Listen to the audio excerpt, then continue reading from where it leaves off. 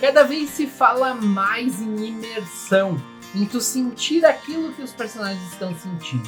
E em Um Lugar Silencioso, dia 1, eu acho que é dia 1, né? Acho que é. A gente tem essa imersão num nível que eu confesso pra vocês que eu não tinha sentido ainda. Porque toda a jornada da personagem, que é uma jornada custosa, ela acaba passando pra nós. E a sensação é que a gente tá tendo que atravessar uma cidade a pé com um monte de monstros nas costas pra poder chegar no final do filme que nunca acaba. Eu tenho pouquíssima experiência na série Um Lugar Silencioso, eu assisti só o primeiro filme e eu gostei demais ao ponto de não querer assistir o segundo, porque eu acho que a expectativa que eu criei com o primeiro não ia ser atendida no segundo. Um Lugar Silencioso 1 é um dos filmes dos últimos tempos, é o único que eu lembro, que meio que me dá vontade de virar a cara quando certas cenas acontecem. Aquela cena logo no começo do filme, perto da ponte, meu chapéu! Aquilo ali é o mais puro terror de verdade. Então eu diria pra ti que, como um cara que odeia filmes de terror, esse é o único filme de terror que eu achei de terror pra valer. Claro que também tem um pouquinho da minha influência de gostar muito do personagem protagonista, mas eu acho que não foi só isso nesse caso. Um Lugar Silencioso, o dia 1, nada mais é do que os eventos que ocorreram com uma personagem em específico no primeiro dia. Essa personagem, ela tá numa clínica e aparentemente ela tá nos seus últimos dias de vida, e ela foi numa peça de teatro lá pra assistir, lá umas marionetes e tal, e ela decidiu que ela ia comer pizza, porque a pizza tinha uma questão simbólica pra ela e tal. Show, até aí ok. E aí, depois que acaba essa peça, começa o apocalipse meio que do nada. Começa a cair os bichos do céu, começa a gente morrer e tal. E aí ela acaba no meio desse fogo cruzado junto com o gatinho dela. Tadinho do gatinho, coisa mais linda desse filme. E aí ela vai pra um subterrâneo ali, uma casa, acho que é dentro do próprio teatro, onde ela é resgatada e tal. Fica ali, daí nesse meio tempo, nesse corte de um dia pro outro, eles fazem a maior besteira que poderiam fazer nesse filme. Vamos lembrar de Sinais. Como é que aconteceu com Sinais? Em Sinais, nós somos levados do começo ao final do filme para descobrir que os bichos eram afetados. Acho que eu tô me enguspindo, tô nervoso. Os bichos eram afetados por água. Começo ao fim do filme. São ali 2 horas de tensão com o terror cintilante dos bichos que podem chegar a qualquer momento. E ok. Aqui não. Aqui a guria é pega ali na bagunça, desmaia aparentemente. Sei lá o que aconteceu com ela. Não lembro já. E aí ela acorda no outro canto e o pessoal já... E os helicópteros do governo já falando, não façam barulho, os bichos são movidos a barulho, vão pra água, eles não sabem nadar. Pronto, entregou todo o filme. Era só ela ir pra água, todo mundo ir pra água, quem tivesse na água já tava salvo e acabou. A questão é como é que chegaram nisso? Como é que descobriram isso? Como foi que eles fizeram para chegar nessa conclusão em específico? No meio do caos, no meio da bagunça, descobrir que os bichos eram movidos somente a som, que eles não enxergavam e tal. E isso em tipo questão de horas. Ok, talvez isso até acontecesse na vida real. Mas eu queria ver acontecendo, eu queria saber como aconteceu.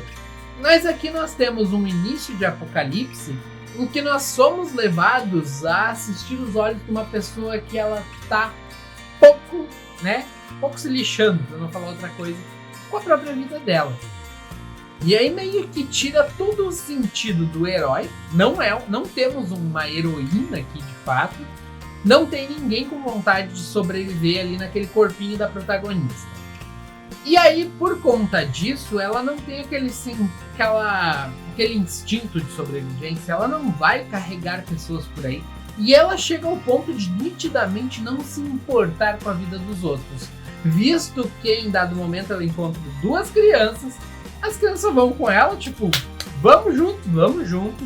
Aí dá uma bagunça, as crianças simplesmente são tiradas de cena, assim, chega, sei lá, acho que chegou um diretor que deu o tempo de vocês. Tudo que ela faz é seguir o barco, achou o gato, tá com o gato tá ok, gato tá vivo, vamos embora. E depois disso a gente descobre que o filme do Silvio Santos, que todo mundo repudiou, que todo mundo zoou, acabou fazendo com que o Rodrigo Faro fosse trabalhar na Netflix num filme americano.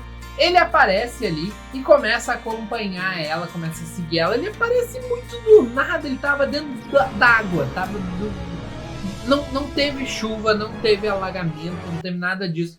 Mas os trilhos do trem onde ele estava, por algum motivo, estavam alagados ali, a entrada do trem. E aí ele saiu dali. Ninguém se importa com a explicação. Tudo bem. E aí ele segue ela, começa a seguir ela, sei lá pra onde que ele acha que ela tá indo, e descobre que ela na real só quer comer uma pizza. Eles têm ali meio que uma discussão e tal. E aí aqui temos duas oportunidades sendo jogadas fora. A primeira dela é as duas crianças, que seria um arco de redenção dela em busca de uma sobrevivência, tanto para ela, em busca de esperança, assim como um todo. Tipo, eu não vou viver, eu já sei disso, mas eu vou garantir que esses dois aqui sobrevivam. Isso aí eu vou fazer. Ali o filme poderia estar decidido e ia mudar todo o resto. Ou poderia ter o Rodrigo Faro chegando nela, dança gatinho, falando vai cavalo, e ela falando pra ele, não, beleza, vamos lá. E aí eles voltam pro Brasil e ela apresenta o programa junto com ele. Eu acho que esses seriam os dois finais, assim, perfeitos pra esse filme. Mas nenhum dos dois aconteceu, porque ela tava decidida a comer o raio da pizza. Quem é Donatello perto dessa mulher? E aí ela começou a percorrer os Estados Unidos ali, e o mais curioso é que nada afeta eles como afeta os outros.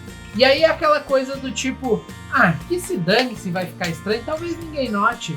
Mas acontece que quem assistiu o primeiro filme viu o gurizinho paradinho lá com o robozinho fazendo barulho, que aquela cena me agonia, tá nos meus pesadelos aquela cena.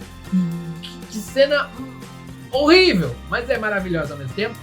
Viu que o bicho passou tão rápido pelo guri que mal deixou vulto, assim, mal deixou um risco no ar, sabe? E aí a gente vê o quê? De novo, algo assim acontecendo. Às vezes tu vê uns NPC lá no fundo e brum, passa um bicho, leva o NPC junto, deixa só ali uns moedas, troco pão que ele tinha no bolso, e foge com o bicho e sei lá o que faz. E aí o que a gente percebe depois? Que os bichos só sabiam correr atrás dos NPC, certo? Porque eles viram, não vamos mexer com aqueles ali trabalham com o patrão, vamos mexer com os de fora.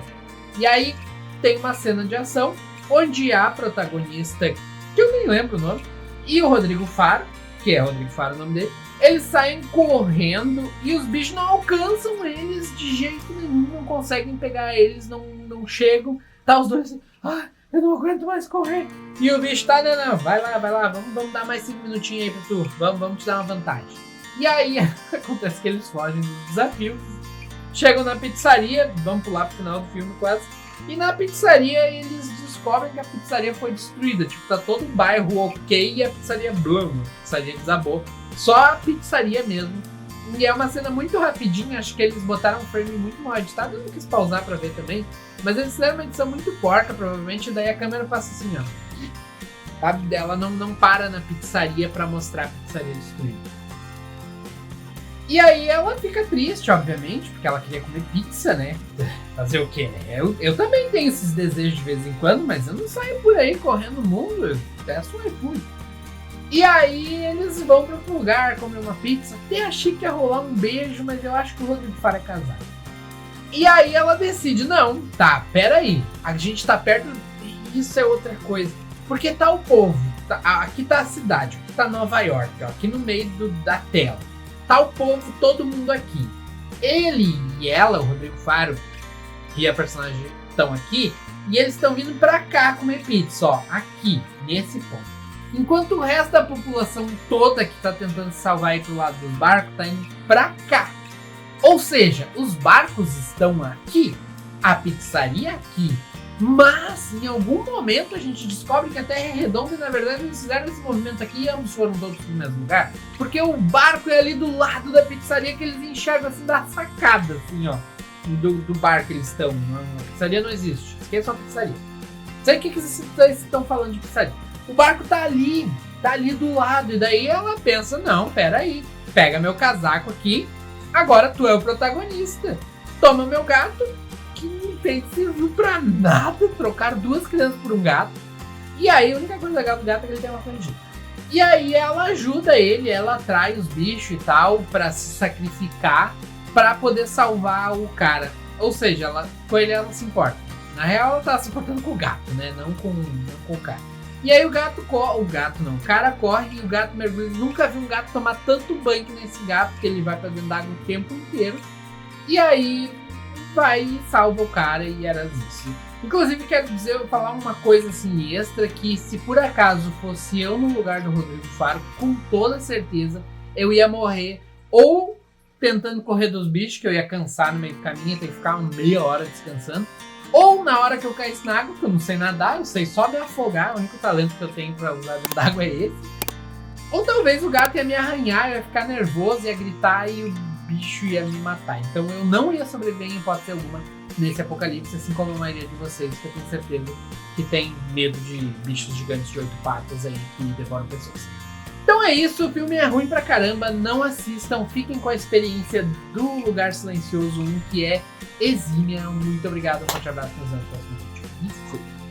Agora que eu vi que eu tava olhando pro um adesivo que tem pra mim, sei lá, da câmera, isso que parece meio mesmo.